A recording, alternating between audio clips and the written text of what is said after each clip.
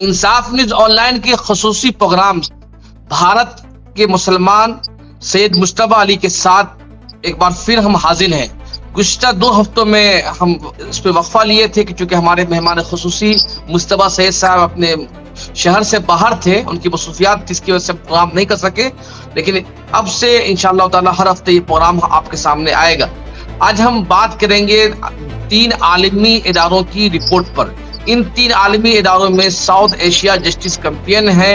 इस रिपोर्ट में कहा गया था कि भारत में 2025 में 50 मुसलमानों का एक्स्ट्रा जुडिशियल मर्डर किया गया, जिसमें से 27 लोग वो हैं जो हिंदू इंतहा पसंदों के हाथों मारे गए। दूसरी रिपोर्ट इंडिया हेट लैब की है, जिसमें कहा गया कि 2023 के मुकाबले में 2025 में 80% हेट के वाकयात में इजाफा हुआ है और नफरत फैलाने में जहाँ मजहबी लीडर से लेकर मुल्क के वज़राए दाखिला अमित शाह और वज़राए आला जैसे अहम ओहदे फाइज शख्सियात शामिल हैं और मुल्क के 10 नफरत तकरीर करने वालों में अमित शाह का नाम भी शामिल किया गया है। तीसरी रिपोर्ट अमेरिका में कायम होलोकास्ट म्यूजियम की है। ये मशहूर आलमी इदारा है। इस इदारे ने तंबीह किया है कि भारत में जिस तरह से नफरत अंगेजी एक निज़ाम, एक सिस्टम बन गया है, अगर ये जारी रहा तो भारत दुनिया के उन 3 मुल्कों के सफ में शामिल हो जाएगा जहां इस वक्त कत्ले आम हो रहे हैं, जैसे म्यांमार, सूडान और चाड। ये अपने आप में शर्मनाक बात है कि भारत जैसा मुल्क जिसकी तनव्वुर और मल्टीकल्चर दुनिया भर में तारीफ होती थी और कहा जाता था कि भारत में हर एक तबकात के लिए जगह है और हर एक शख्स के लिए जमहूरियत में बड़ा मकाम है। लेकिन आज सूरत हाल ये है कि आलमी इदारे तंबीह कर रहे हैं कि भारत में चाहे वो मजहबी अक़लियतें हों, चाहे वो लिसानी अक़लियतें हों, उनके लिए जगह कम हो रही है, उनके लिए नफरत में भी इजाफा होता जा रहा है और सूरत हाल ये है कि भारत में कत्ल आम जैसे वाक़यात रूनमा होने के खतरात हैं। आज हम इस रिपोर्ट पर बात करेंगे तफसील के साथ। सैयद मुश्तबा साहब, आपका इंसाफ न्यूज ऑनलाइन में खैर मकदम है। पहले ये कि आप चंद हफ्ते नहीं आए, कई लोगों ने मुझसे पूछा भी कि ये प्रोग्राम क्यों रुक गया है। आपका एक बार फिर हम खैर मकदम करते हैं और बिला तमहीद आपसे इस 3 आलमी इदारों की रिपोर्ट पर आपका तबसरा क्या है और आप इस रिपोर्ट को किस तनाजुर में देखते हैं? जी, बहुत बहुत शुक्रिया नूरुल्लाह जावेद साहब, मुझे इंसाफ न्यूज में आपने जगह दी और मैं खुद बहुत बेताब था आपके साथ और अपने सामाइन से जुड़ने के लिए। उनको मेरा आदाब, सत श्री अकाल और अस्सलाम वालेकुम। अब मैं इससे पहले कि जो आपने 3 बड़े बड़े मतलब पब्लिकेशन या जो भी कुछ है उसका जो है आपने हवाला दिया, उससे पहले मैं आपको अपने एक मजमून जो अभी मैंने 2-3 दिन पहले लिखी है और जो कि India TIO the Indian observer the Indian observer जो न्यूयॉर्क से छपता है, वो एक वेबसाइट है, उसके ऊपर भी लगा हुआ है मेरी स्टोरी और मुस्लिम मिरर जो है जो कि दिल्ली से छपता है, उसमें भी लगा हुआ स्टोरी है। तो इसमें मैंने एक रिपोर्ट कार्ड बनाया है कि 2025 में कितने वायलेंस हुए हैं against the Muslims in India. 2025 का पूरा एक तरह से समझ लिए कि आंकड़ा मैंने डाला है। तो ये जो है मैंने लिया है इसको centre for society of secularism, जो कि बम्बई का एक बहुत मायनाज इदारा है, जिसको इरफान इंजीनियर पहले अब चला रहे हैं। इससे पहले असगर अली इंजीनियर उसको चलाते थे, उनके फादर थे। और उनका काम यही है कि वो डेटा कलेक्ट करते हैं पूरे हिंदुस्तान में कहाँ कहाँ जो है वो कम्युनल राइट्स या कम्युनल फ्रिक्शन या कम्युनल राइट्स, और उनकी पूरी एक स्टडी जो है वो टीम जो है वो वर्क करती है। तो उन्होंने एक पूरे 2025 का जो है वो एक डेटा रिलीज किया है, जो कि मैंने अपने इसमें कंपाइल किया। एक और रिपोर्ट जिसके बारे में आपने जिक्र किया, इंडिया हेट लैब, वो भी एक ऑर्गेनाइजेशन है जो कि यही काम करती है और इन दोनों को जो है मैंने एक जगह मतलब कंपाइल करके ये रिपोर्ट तैयार की है।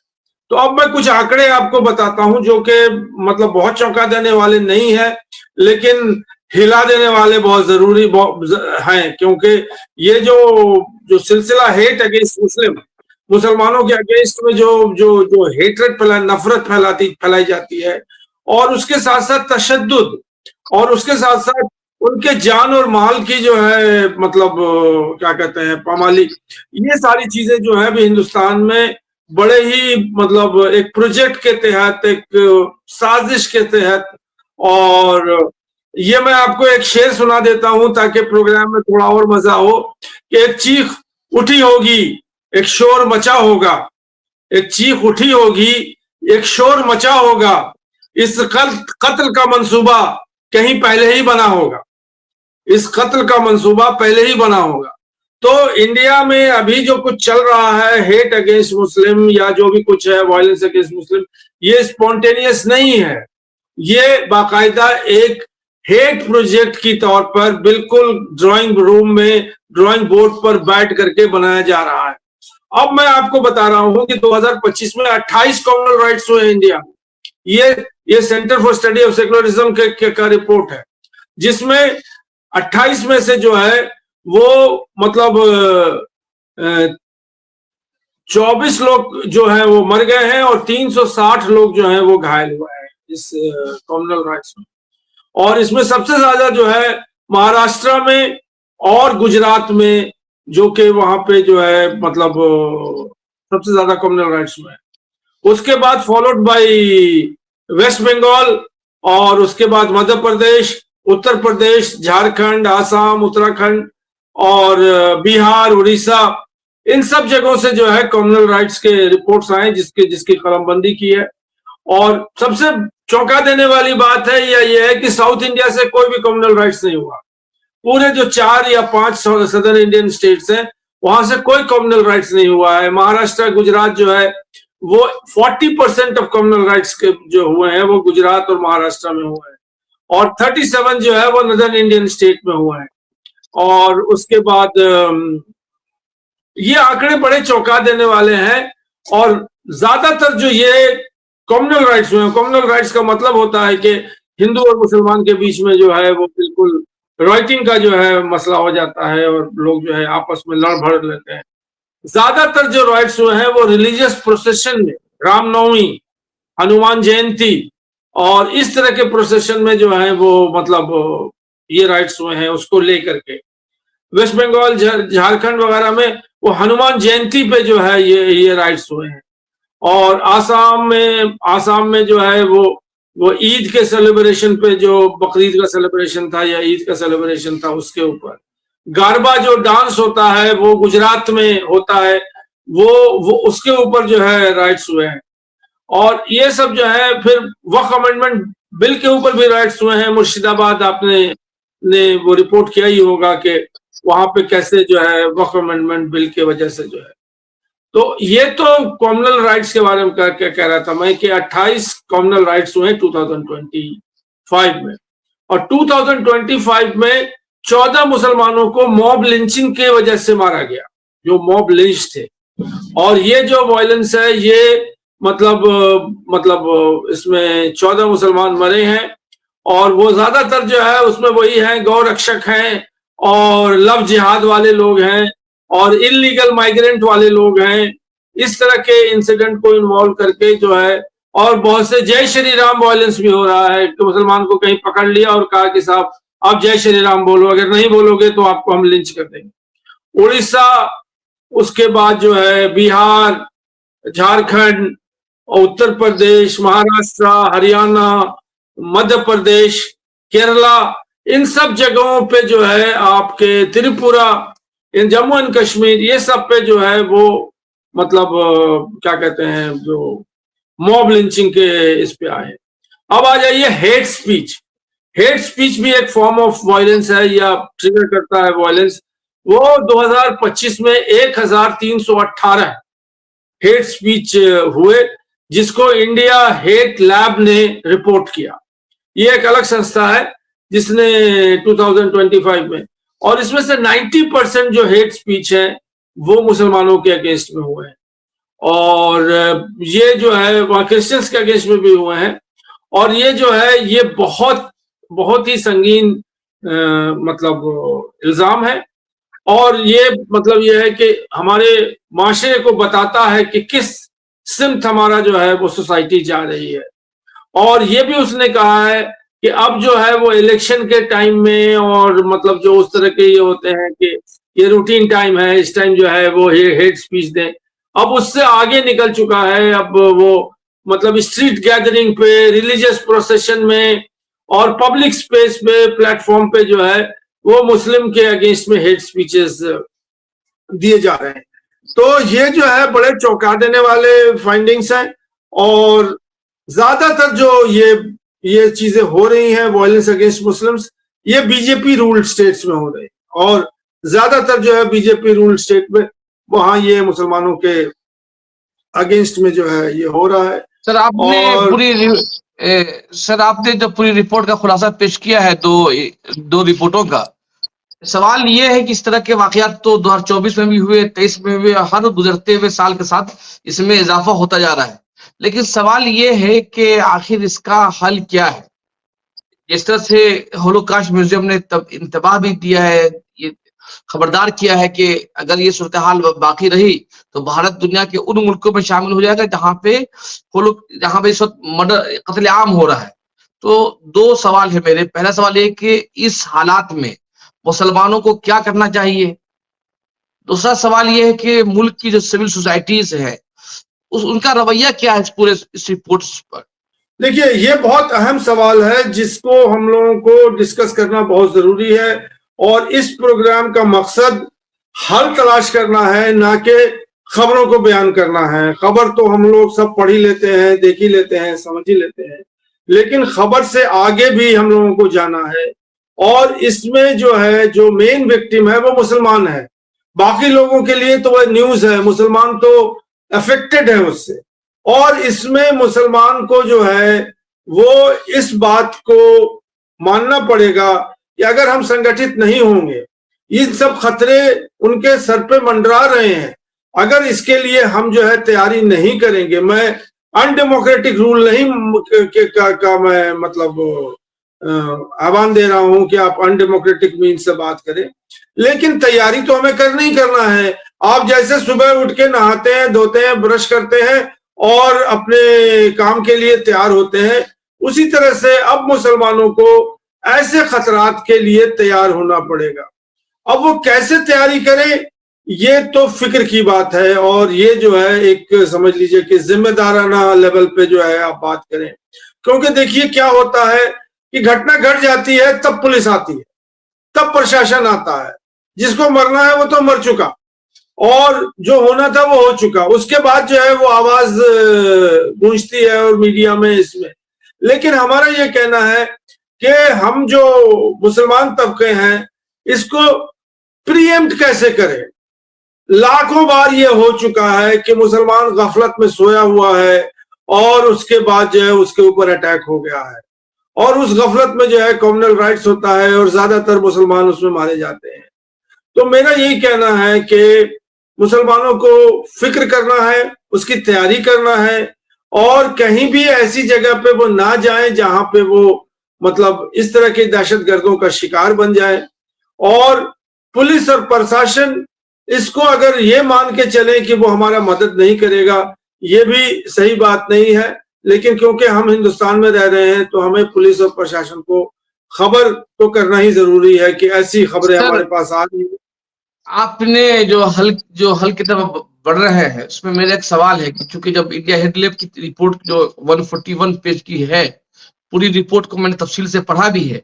इस रिपोर्ट में जो दो अहम बातें बताई गई है, दो चैप्टर है, तो एक चैप्टर तो ये है कि भारत की जो अदालतें हैं, बिलखुसूस सुप्रीम कोर्ट और हाई कोर्ट के रवैये पर अफसोस का इजहार किया गया है कि जो पहले जो अदालतें थी वो एक्टिविज्म का मुजाहरा करती थी, गलत चीज के खिलाफ एक्टिव होती थी। लेकिन अभी सुप्रीम कोर्ट ने हालिया महीनों में कहा कि हम हर एक हेट के हर मामले की निगरानी नहीं कर सकते हैं। इस तरह कोर्ट ने एक कदम पीछे भी हटाया। खुद हरिद्वार की एक अदालत ने पंडित दयानंद को सरदानंद को जो मुसलसल मुसलमानों के खिलाफ कत्लेआम जैसे वाकयात की धमकी देते हैं, उनको इसलिए बरी कर दिया कि वो किसी मुसलमान के सामने नहीं बोला, तकरीर में बोला है। जो अदालतों का रवैया है। दूसरी जानिब पुलिस के बारे में बताया गया है कि बहुत सारे मामलात में पुलिस एफआईआर तक नहीं लिख रही है। अब जैसे कपिल शर्मा जो वहां के दिल्ली गवर्नमेंट में वजीर भी हैं, उन्होंने खुलेआम मुसलमानों को धमकी दिया 2020 से पहले, अगर उनको दे उनके खिलाफ एक भी केस नहीं हुआ, अदालत से बच कर निकला है। दूसरी जानब उमर खालिद, शर्जील इलामा अब तक जेल में है। तो सवाल ये है कि जब अदालतें काम नहीं कर रही है, पुलिस काम नहीं कर रहा है, तो फिर मुसलमान कहाँ जाए? देखिए ये विडंबना जिसको कहते हैं हिंदी में, ये तो मुसलमानों के साथ है ही है। क्योंकि देखिए, अगर पार्लियामेंट कुछ लॉ बना देती है, स्टेट लेजिस्लेचर कोई लॉ बना देती है, तो हम और आप जुडिशरी की तरफ जाते हैं, जुडिशरी से उसका हल तलाश करते हैं।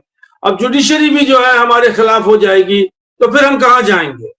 तो ये जो सिचुएशन अभी हिंदुस्तान में डेवलप हो गया है, वो मतलब जो हमारे जो बीजेपी रूल है, हमें कहने की में कोई इसमें मतलब खेद नहीं है कि ये सारी चीजें जो हो रही हैं। देखिए, मैंने कई बार इसको सोचा है कि कौन आदमी किसका जान लेगा, क्यों आदमी जाता है वायलेंस करने के लिए अगेंस्ट किसी के अगेंस्ट में, जब तक कि उसकी अपनी कोई मुफाद ना हो। तो जाहिर सी बात है कि ये तो एक प्रोजेक्ट है जिसमें इन लोगों को पैसे दिए जाते हैं और ये लोग पैसे के लिए जो है ये सब काम करते हैं। ये तो कई रिपोर्ट्स में और कई जगहों पे आ गई है, लेकिन मैं उसकी बात नहीं कर रहा हूं। मैं ये कह रहा हूं कि मुसलमान समाज को संगठित होना पड़ेगा और एक पहरेदार के तौर पर पूरे कम्युनिटी को एकजुट में बांधना पड़ेगा और उनकी रखवाली के लिए उन्हें अपना ही एक मैकेनिज्म बनाना पड़ेगा। अब यहाँ पे मैं आपको अपने एक एक्सपीरियंस से बात करता हूँ, क्योंकि ये सब जो मसला है मुस्लिम इनसिक्योरिटी की और उनके ऊपर वायलेंस की और कम्युनल राइट्स की, ये तो बहुत पुराना किस्सा है। ये जो अभी शाही इमाम अहमद बुखारी हैं, जो जो मतलब अभी शाही इमाम है, ये बड़े एक जमाने में, मैं आज की बात नहीं कर रहा हूँ, मैं 90s की बात कर रहा हूँ और बाबरी मस्जिद का जो जो किस्सा हुआ था उससे पहले की बात कर रहा था। उन्होंने एक आदम सेना का जो है कॉन्सेप्ट लेके आए थे और उन्होंने कहा कि जैसे आरएसएस है, उसके संगठन है, उसमें मेंबरशिप होती है, तो मुसलमान भी एक संगठन बनाए जिसका नाम आदम सेना होगा और उसमें जितने भी जवान हैं उनको जो है रिक्रूट किया जाएगा और उनको भी जो है वो हाफ पैंट पहना करके और वो करके वो हर दिन जो है वो ट्रेनिंग लेंगे और उनका काम है कि मुसलमानों की मुहाफजत करेंगे। इसके ऊपर पूरे हिंदुस्तान जो है, जो जो जो मतलब एक तबका है हिंदुओं का और लोगों का, उन्होंने कहा कि इस तरह के फ्रिक्शन आप तैयार ना करें, इससे लड़ाई झगड़े और बहुत ही मारामारी और खून खराबा होगा। उसके बाद वो आइडिया ड्रॉप हो गया। अब देखिए कि उस परिप्रेक्ष्य में वो आइडिया तो मुसलमानों ने ड्रॉप कर दिया कि नहीं साहब, ये हमारे लिए मतलब और घातक हो सकता है और बहुत ज्यादा जो है। लेकिन आज जो चल रहा है, अभी जो चल रहा है, ये 2025 का जो रिपोर्ट मैंने आपको सुनाया, इसके बैकग्राउंड में मुसलमान क्या करे? अमित शाह से पूछे कि क्या करूं मैं, मोदी साहब से पूछे कि क्या करूं मैं। इन्हें तो आना चाहिए। अब तो अजीत डोभाल ने भी कह दिया कि हम हिस्ट्री का बदला लेंगे, जो कि इंडिया के नेशनल सिक्योरिटी एडवाइजर हैं। तो हमारा ये कहना है कि टारगेट तो हम हो रहे हैं। हमारा छत अगर चुएगा तो उसको हम ही ना ठीक करेंगे, दूसरा कौन होगा ठीक करने वाला? तो अभी तो मुसलमान कम्युनिटी का, मुझे याद है, बहुत अच्छी तरह याद है, बाबरी मस्जिद जो शहीद हुई थी उसके इमीडिएटली मुंबई राइट्स हो गया था। आपको अगर याद हो तो मुंबई राइट्स में क्या हुआ था कि मुसलमान जो है अचंभा, बिल्कुल मतलब इनोसेंट, बाबरी मस्जिद की जब खबर सुनी तो वो निकल गए बाहर और अपने गम और गुस्से का उन्होंने इजहार किया। और ये आरएसएस वाले और जो मुस्लिम हिंदू संगठन के जो जो जो जो जो लोग हैं, ये तलवार और जो सारी चीजों से लैस होकर के मुसलमानों पे अटैक कर दिया उन्होंने। और वो बहुत भयानक राइट हुआ था, मुंबई राइट जिसको कहते हैं। वो मुसलमानों ने शुरू नहीं किया था, मुसलमान तो बाबरी मस्जिद के गुस्से से वो निकल के बाहर आए थे और ये बैठे हुए थे घात लगाए हुए कि जैसे ये निकलेंगे बाहर हम इन पे अटैक करेंगे। तो वही मैंने कहा ना कि इस कत्ल का मंसूबा पहले ही बना होगा, पहले से ही बना होगा और वही हो रहा है अभी। तो अब हमारा ये कहना है कि हमारे जो रहनुमा हैं वो इसका जो है वो हल तलाश करें।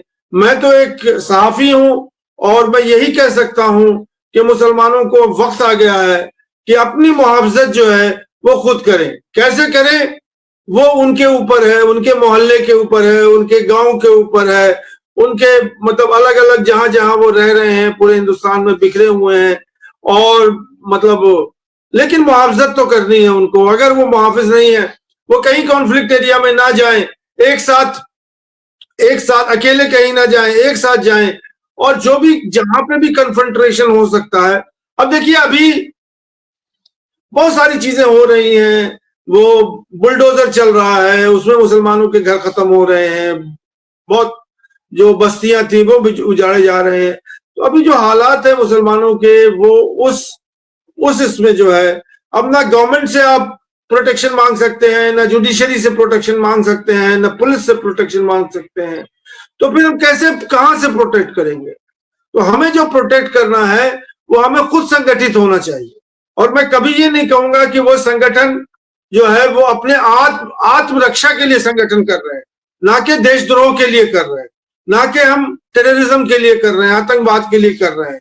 हमें तो संगठित होना पड़ेगा अपने जानो माल की हिफाजत के लिए। तो यही मैं कहना चाह रहा था। सर आपका बहुत बहुत शुक्रिया। मेरे ख्याल से कि जो आपने जिस सूरत हाल बता रहे हैं कि इस मसले का जो सबसे बड़ा ज्यादा हल है वो है राय आम्मा को हमवार करना। लोग और भारत में हमेशा एक बड़ी तादाद उन लोगों की रही है जो ये समझता है, यकीन भी रखता है भारत के सेक्युलर आइन पे। और हिंदुओं में बिरादरान वतन में बड़ी तादाद ऐसी है, उन बिरादरी वतन के साथ मिलकर इस तरह का माहौल को तैयार करना हमारे लिए बेहतर विकल्प हो सकता है। और राय अम्मा हमार होने के बाद ही हम अदालत पर भी और पुलिस पर भी असरअंदाज हो सकते हैं। और ये बताना भी जरूरी है मेरे ख्याल से कि मुल्क की बका किस चीज में है, और जब किसी मुल्क में खराबी पैदा होती है तो क्या किसी उसकी इकोनॉमिक हालत कहाँ तक पहुंच जाती है। ये अगर हम राय अम्बा हमार कर लें तो शायद कि हम अपने आप की सिक्योरिटी फराहम कर सकते हैं। जी आप बिल्कुल सही कह रहे हैं। मैं इसी जो कड़ी हम लोगों की अभी चल रही है, मतलब मुसलमानों के ऊपर तशद्दुद और वायलेंस के ऊपर, 3 लोगों के बयानात मैं मंजर आम पे लाना चाहता हूं जो कि बहुत ही अहम है। पहला जो है वो प्रशांत भूषण साहब का है, जो कि एडवोकेट जी है सुप्रीम कोर्ट में, और वो मुसलमानों के हमायती हैं, और उन्होंने बहुत सारे केसेस भी देखे हैं जो कि मतलब, और उन्होंने अपने आप को मतलब प्रो मुस्लिम एक लॉयर की तरह पर, और सेकुलर एक्टिविस्ट है वो। उन्होंने ये कहा है कि मैंने उनका वीडियो पढ़ रहा था और देख रहा था और उनको समझ भी रहा था। उन्होंने कहा कि देखिए बीजेपी ने हर तरह से ट्राई कर लिया कि वो कॉन्स्टिट्यूशन को चेंज करके हिंदू राष्ट्र बना दे, लेकिन वो कर नहीं सकते, इसलिए कि कॉन्स्टिट्यूशन में खुद लिखा हुआ है कि जो प्रीएम्बल है वो चेंज नहीं हो सकता। तो अब बीजेपी ने अपनी स्ट्रैटेजी बदल दी है। उन्होंने मुस्लिम के ऊपर तशद्दुद करके और वायलेंस करके एक एक तरह से समझ लीजिए कि प्रोजेक्ट बना के, पहले उन्होंने एसआईआर बनाया जिससे कि मुस्लिमों को जो है वो वोटर लिस्ट से निकाला ताकि उनकी जो इलेक्टोरल स्ट्रेंथ है वो कम हो जाए। डेमोक्रेसी के अंदर इलेक्टोरल स्ट्रेंथ बहुत मायने रखती है, और जिसकी संख्या ज्यादा होगी वही जीतेगा। तो अब जब बीजेपी को ये मालूम हो गया कि हम तो जीत नहीं सकते हैं मुसलमानों के डेमोक्रेटिक मतलब जो उनका मसल है या जो उनका नंबर्स है, तो अब उन्होंने दूसरा इख्तियार कर लिया है कि उनके नाम ही को हटा दो। तो एक तो ये उन्होंने किया कर रहे हैं जो हमारे हुक्मरान भी हैं। दूसरा उन्होंने किया है कि इनके ऊपर, मुसलमानों के ऊपर तशद्दुद इतना करो कि वो डर से और सहम करके अपने आप को जो है वो बीजेपी के या हिंदुओं के पैर के ऊपर वो गिर जाए। अब उसके लिए जो है उन्होंने ये बुलडोजर चलाया है जो कि अभी तुर्कमान गेट पे चला है दिल्ली में।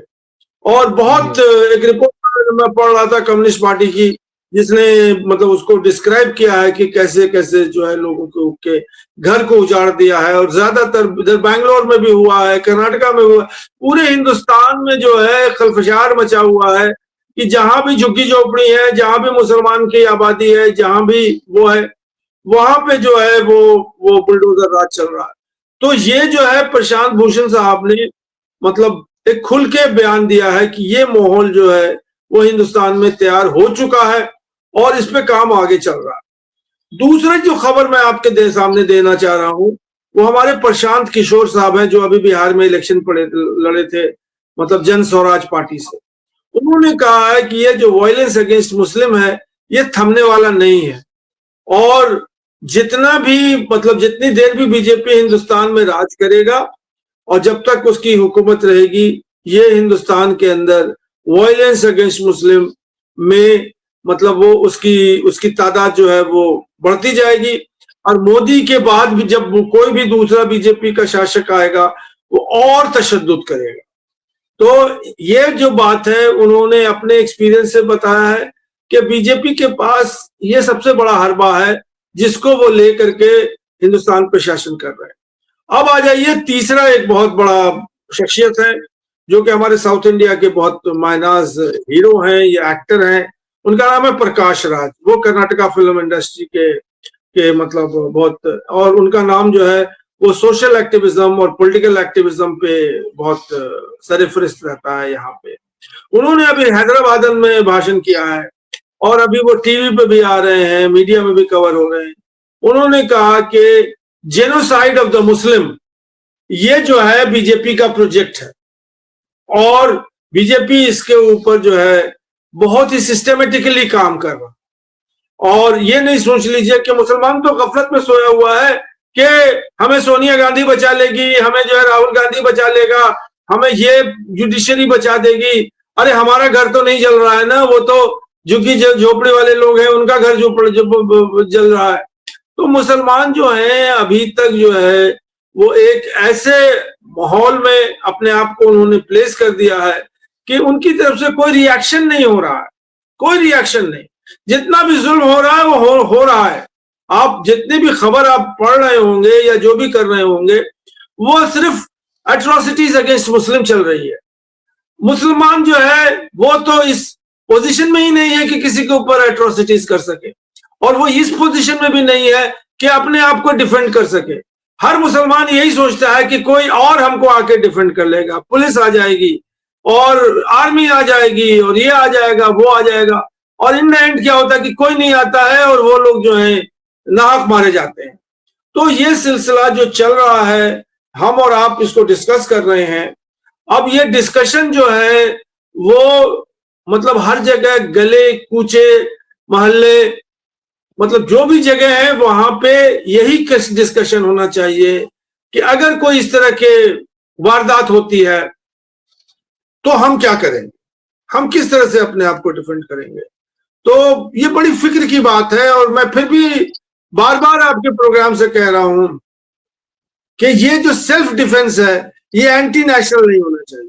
भाई हम अपने सेल्फ के लिए, हमारे ऊपर चीता आकर के अगर गिर जाता है या आकर के हमें अटैक कर देता है तो हमें तो शेरशाह बनना पड़ेगा ना। शेरशाह का नाम शेरशाह क्यों हुआ? उसने अपने हाथ से शेर को मारा था। उसके पास कोई भी हथियार नहीं थी, लेकिन सिर्फ उसके पास अपनी शरीर थी, अपना हाथ था, और शेर उसके ऊपर जब लपटा तो उसने अपनी ताकत दिखाई और शेर को मार दिया उसने। जी बहुत बहुत शुक्रिया आपका, बहुत तवील प्रोग्राम हो गया, आपने वक्त दिया। और जो सूरत हाल जिस पर हमने चर्चा किया ये वाकईतन बहुत गंभीर और नाजुक तरीन है, और इस मुल्क के हर एक शहरी को ये समझने की जरूरत है कि जब स्टेट और हुजूम के दरमियान फासला मिट जाता है, जब वायलेंस को कौम परस्ती नेशनलिज्म का नाम दे दिया जाता है और हुब्बुल वतनी और नेशनल और गुंडागर्दी एक हो जाती है, तो ऐसे में कानून और इंसानियत सिकन पोजीशन चली जाती है। और तारीख गवाह है कि जिस माशरे में तशद्दुद वायलेंस कानून का दर्जा हासिल कर ले, ऐसे माशरा में आमलियत आ जाती है और मुल्क इंटरनल तौर पे इंतशार का शिकार हो जाती है। भारत जैसे कसीर मजहबी और कसीर इंसानी मुल्क में ये रास्ता न सिर्फ खतरनाक है बल्कि खुदकुशी के मुतरादिफ है। नफरत, हुजूमी तशद्दुद, एक्स्ट्रा जुडिशियल मर्डर रोकना किसी एक तबके की जिम्मेदारी नहीं है, बल्कि ये पूरे मुल्क के मुस्तकबिल का सवाल है।